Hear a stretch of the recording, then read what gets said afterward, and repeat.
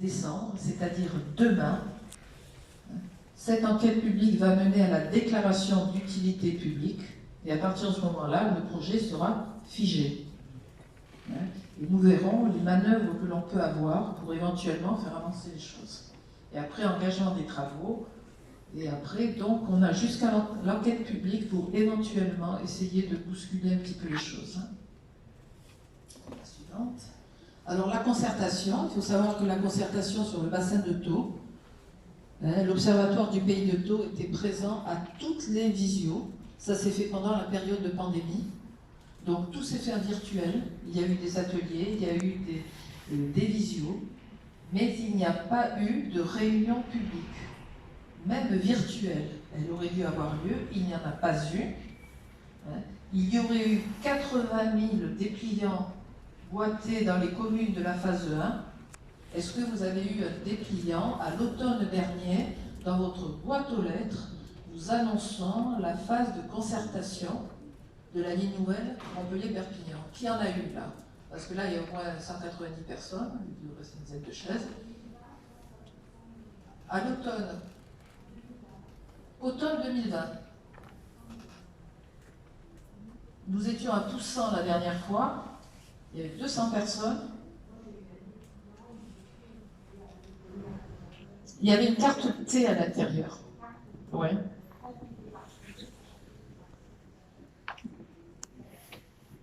Oui, mais vous êtes la seule aux 2 réunions. Vous n'avez rien eu à Toussaint. Bon, moi, à Ballaruc-le-Vieux, j'ai rien eu. Donc, nous avons une personne qui a eu un dépliant sur 2 réunions et sur pratiquement 400 personnes.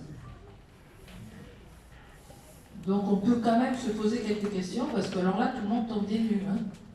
Nous avons appris et nous apprenons à toute la population que cette ligne nouvelle va se faire. Alors qu'on en est maintenant à l'enquête publique. La suivante, Martine. Alors, ce que nous avons fait depuis la concertation, où on s'est bougé, on a participé, je vous l'ai dit, à toutes les visios organisées dans le cadre de la concertation. On a fait une contribution qui a été publiée sur le site. SNCF Réseau, nous voyant très intéressés et très actifs, nous a consacré aussi une visio spécialement pour nous. On a fait des lettres de sensibilisation à tous les élus de cette agglomération Méditerranée. Nous avons écrit à Carole Delga, avec copie à Jean-Luc Gibelin et Hussein Bourgi. Nous avons rencontré nombre d'élus pour expliquer justement ce qu'il se passait. Donc on a fait tout ça pendant la période de concertation. Jusqu'en décembre, on a fait ça. La suivante.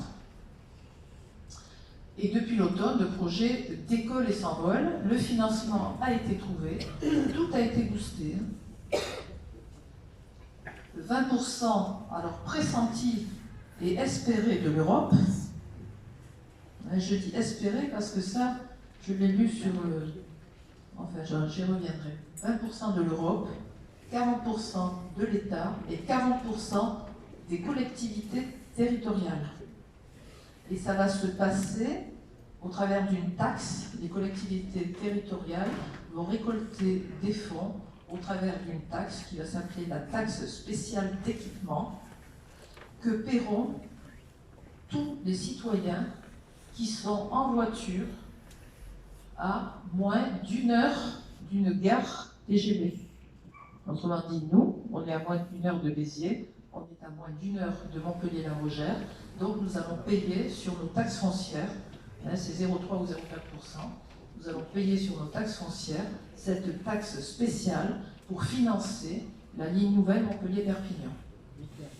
Le vote en conseil d'agglomération, unanime, de tous nos élus, mis à part 3, les 2 élus de Poussin et le maire de Montbazin. Puis, et oui, mais tout le monde s'est engagé avant les municipales. Et puis, bon, certains conseils municipaux ont validé ce vote. Mais je vois que c'est pas passé dans toutes les villes, mais un certain nombre de villes ont validé notamment ce mode. Autrement dit, tout est verrouillé. Parce que bon, il faut dire les choses. Soit on a une allégeance à Madame Delga, qui est quand même très puissante, qui est une grande professionnelle de la politique, soit on peut avoir une allégeance à M. Castex. Et le territoire, il se trouve là, en plein milieu. Finalement, le citoyen ne demande pas son avis. C'est de la politique, comme j'aimerais bien qu'elle ne se fasse plus. Parce qu'il y a les crédits de la région, attention, donc voilà où nous en sommes. Donc y a-t-il verrouillage une fois que tout a été fait là? La suivante, s'il te plaît. Oui, la balance décisionnelle, c'est normalement la manière dont devraient réagir les politiques, mais même nous, dans la vie quotidienne, en pesant les avantages et les inconvénients.